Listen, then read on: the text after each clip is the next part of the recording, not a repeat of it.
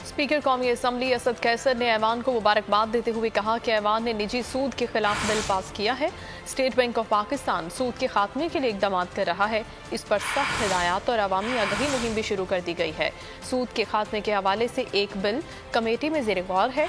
Committee में शामिल तमाम तबका फ़िक्र के उलमा, मुफ्तियान कराम और प्रोफेशनल अफराद से मुशावरत की जाएगी।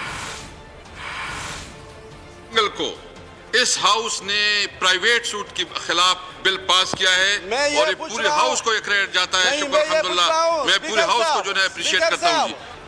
इसके हवाले से हमारा एक बिल कमेटी में है और मैं चाहता हूँ कि उसमें आप जो कमेटी के चेयरमैन हैं उसमें वो मुख्तलिफ मकतब फ़िक्र के उलमा कराम को भी बुला ले, मुफ्ती साहिबान को भी बुला ले और जो खासकर प्रोफेशनल्स को बुलाए ताकि उसके ऊपर डिबेट हो जाए और एक मीनिंगफुल डायलॉग हो उसके ऊपर।